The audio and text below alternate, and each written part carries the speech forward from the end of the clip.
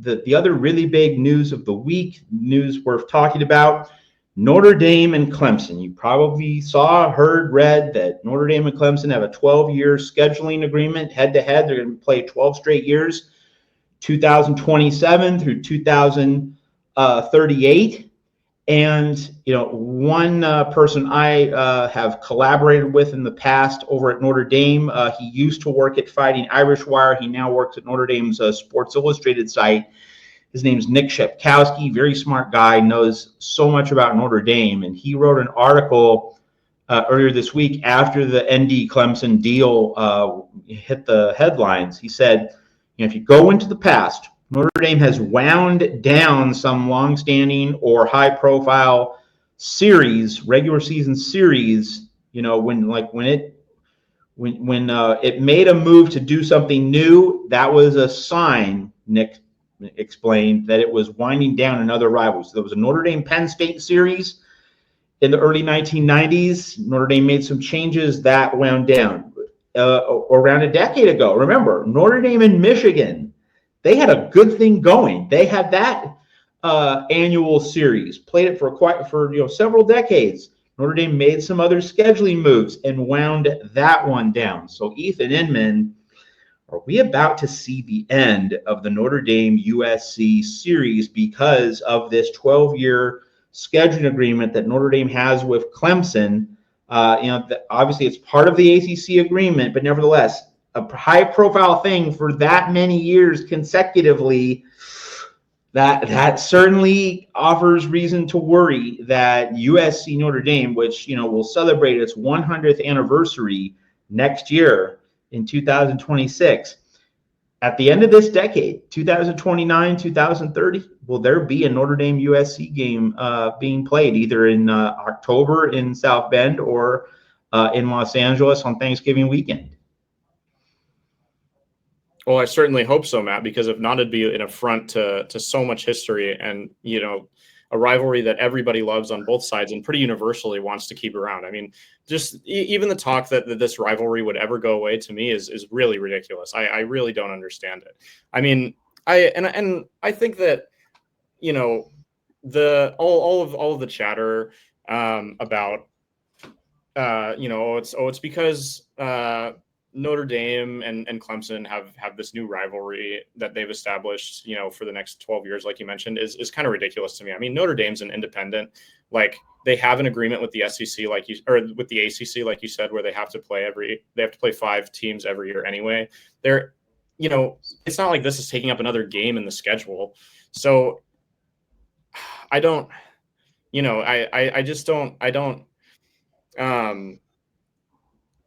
if that ends up being the excuse for why this absolutely historic rivalry is torn apart, I would roll my eyes a million times and just throw my hands in the air because it feels completely ridiculous. I mean, another excuse that I've heard being made from kind of the USC side is, Jen Cohn has talked about all the flying across the country and that being an issue and that factoring into them considering whether or not they keep the Notre Dame rivalry. And again, maybe you should have thought about that when you decided to enter the Big Ten and play, teams like Rutgers every year. It's a problem that we've created for ourselves. It's not like, some college football god came out of the sky and said, you have to join the Big Ten now. This is something that we decided ourselves to do, we knew full well that this was also a part of our history, traveling to Notre Dame every year. So again, using that as an excuse, I think that, if this does end up falling apart, I think,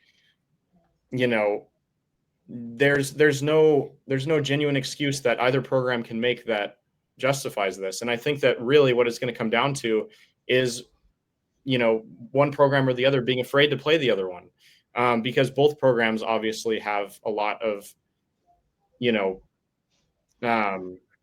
have very positive futures seemingly. I mean, Notre Dame can expect that more reasonably given their last year, but USC fans are really excited about the direction things are going after the hiring of Chad Bowden and, the 2026 recruiting class, which we've talked about extensively. But, there's a lot of talk in the modern 12 team playoff about, Maybe you don't want to keep some of these historic rivalries so that you can, schedule less, strong opponents so that, your record looks better. And I just think that's ridiculous. I think that, both the USC program and the Notre Dame program should, and I emphasize should because I'm not sure that they will, but they should have too much pride to let that happen. And they should, be um, they should honor their history. They should be committed to not being afraid of anybody, to it being our best against their best, and, you know, creating more memories for fans on both sides of the rivalry for years and years and years to come. And, college football is about winning national championships, but it's also about so much more than that. It is about these rivalries, and it's about how much every regular season game means. And if this game is thrown away so that we can watch both teams play like a borderline D1 team that nobody's ever heard of until the week before the game every year, like it's just going to be such a loss for both programs. So I think it's ridiculous that they're even considering it, and I sincerely hope that neither of these programs continue to make such ridiculous excuses and they just lock in the deal, because neither of them have any reason to let this one fall through. Now, another item that's kind of attached. I say kind of because like it's not like a formal contract, but attached to this Notre Dame Clemson story was reportage that the ACC wants Notre Dame to be playing Florida State and Miami specifically on a more regular basis. But like there wasn't a finalized agreement. There are no finalized numbers, no finalized set down exact scheduling format, but it was just the reportage, to the best of my understanding, was simply that Notre Dame is being encouraged to play Florida State and Miami more. Like the ACC definitely wants that. The significance of that, at least one primary vein of significance, Ethan, is the ACC is trying to survive. The ACC is falling well behind the SEC and the Big Ten. And of course, Florida State and Clemson filed lawsuits against the ACC. That's been a mess. Florida State would, if you asked Florida State, where would you want to be? They'd want to be in the Big Ten.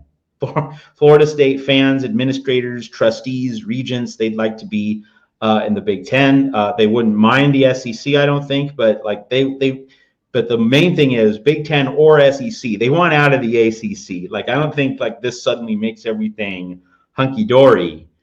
We have to ask ourselves, the ACC is making this push, and good on the ACC for being ambitious, like it has to be.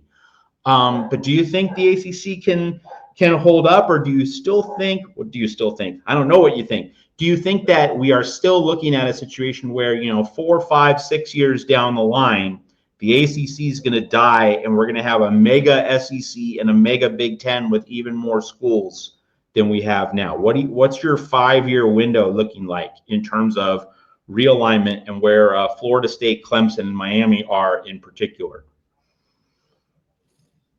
I mean, I think that this past year certainly wasn't encouraging for the ACC, especially because, you had some promising teams at the beginning of the year and extending to the year prior. I mean, Florida State obviously had an incredible year before Jordan Travis got hurt, and then they got completely kind of demolished in that bowl game. And then this past year, they had Miami start off, doing decently well. I mean, they were scraping by in some games that they were expected to win by more. Like that Cal game is one in particular that I remember, just because that game was the college game day game of the week, and it had a lot of eyes on it. But I don't know. I think again, it's kind of similar to the USC Notre Dame rivalry. Like I would hope that the ACC can hold up because of the history there, and I think that's kind of a big thing that is lost every time there's these major college football changes is history. And that's part of what makes college football so meaningful. I do think that there is enough there in terms of good coaches and smart people in the ACC, and those programs do mean something. And there's enough programs left that have historical meaning and have enough sort of recent success. But it is going to take a lot of very deliberate moves by those programs and by that conference, I think. And I do think that they should be feeling the pressure, and the conference especially should, needs to be really conscious of the decisions they're making in the next few years or so. One of the things that just absolutely kills me, Ethan, and everyone watching here at the Voice of College Football, is that when we talk about scheduling, we talk about the plane flights and the rigors and, how exhausting it is and burdensome it is for the schools involved. There are ways to make this easier for everyone, okay? And so with concern to the USC Notre Dame football series, one very, very obvious, easy thing to do to minimize the strain on USC. Let's just talk about this from USC's standpoint, just because we're in an odd year. In an odd year, USC goes to South Bend. So next year we can talk about the Notre Dame perspective on this. But when USC goes to Notre Dame, we all know it's mid-October. That's when that game is played. When it's played in South Bend, it's mid-October. It would just be the easiest, most obvious thing in the world for USC to play a road game at Purdue or Indiana, probably the week before, but either way, just you play Notre Dame and a roadie against Indiana or Purdue in consecutive weeks. What do we have this season? We have USC flying to West Lafayette to play Purdue on September 13, and then USC's gonna fly back home, play some home games, and then on October 18th, fly back out to South Bend. Now that is just indescribably dumb. We have ADs, we have commissioners, we have all these power brokers, and we're making USC fly 2 different times to the same state. And just how monumentally dumb is this? And one thing I've learned in life, I'm almost 50 years old. I'm not afraid to say it. It sucks. I wish I was 15 years earlier. But one thing I've learned in life, it's not really people being stupid. It's not really adults being stupid. It's adults being greedy. They're not actually that dumb. They just want to squeeze as much blood out of the turnip as they possibly can. And there just has to be an adult in the room to say, you know what? We're making lots of television money. The Big Ten is pulling in quite a lot of revenue, around $1 billion last year. Schools got an average payout of $63 million, which is why USC, UCLA, Oregon, Washington all went to the Big Ten. But anyway, we're making a lot of money. We can afford to do some sensible things in between the lines, even if it might take away a little bit from television.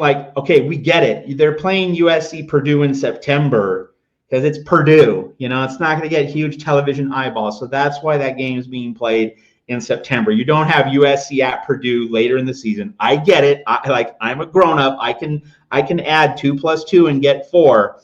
But at some point, you have to strike a little bit of a balance. If any of these complaints about travel and logistics are to have any weight in the room and are to carry any significance, you need to just have USC fly out to the state of Indiana once, and you have a 2-game road trip. So USC can just set up a base camp for 2 weeks, South Bend and West Lafayette, or in another year, South Bend and Bloomington to play Indiana, the Hoosiers. We have all these complaints, all these problems, and just at some point, it stops being about whether people are smart or dumb. It's just whether people are principled enough, whether people are adult enough to just say, hey, we can make money, we can get TV eyeballs, but let's just act in the interests of athletes, of teams. We can just do the obvious right thing. This is not the right thing. Having USC fly to Purdue in September and then 5 weeks later fly out to South Bend. It just is entirely unnecessary. Yeah, I agree wholeheartedly. I mean, all you have to do is look at the NFL. Plenty of teams in the NFL do exactly what you mentioned, like set up a base camp, play 2 games in the same area, and that's the NFL, right? Those are players that are getting paid a lot more for what they do, and so it would make even more sense for them to have to take some of those more difficult flights. But if the NFL's people can take care of the NFL players in that way, then certainly college administrators can take care of college students who are also going to school, and are also trying to, get their career going off the field, because a lot of these players, they can make NIL money now, but it still follows that, they're going to have to get a job after college, because it's not like that money is going to last them forever. And it's also not like, 90% of them are going to make the NFL. So, yeah, I think you gotta, at some point, like I said, you gotta stop making the excuses, acknowledge it for what it is, which is, getting greedy or getting soft, and just, embrace the competitive nature, embrace that, it's going to be hard at some points, but some of these difficult games and difficult road trips and hard scheduling conversations build character. And, if you want what's best for your program, you're going to have to overcome some of the things like this. Yeah, I'm a big baseball guy. And by the way, USC baseball is kicking some butt. Looks like USC baseball is going to be in the NCAA tournament for the first time in 10 years. That's pretty awesome. But just in terms of scheduling, earlier this season, the Arizona Diamondbacks, I'm here in Phoenix, Arizona Diamondbacks went to Yankee Stadium to play the Yankees. Then 2-3 weeks later, the Diamondbacks were flying back to New York to play the Mets. It's really the same kind of thing as USC having to fly to Purdue in September, and then 5 weeks later, fly to Notre Dame. Come on. Can we just do the obvious right thing? Just so sick of grown adults just looking the other way, because it's not as though they didn't notice. It's just they're willfully looking the other way when this kind of stuff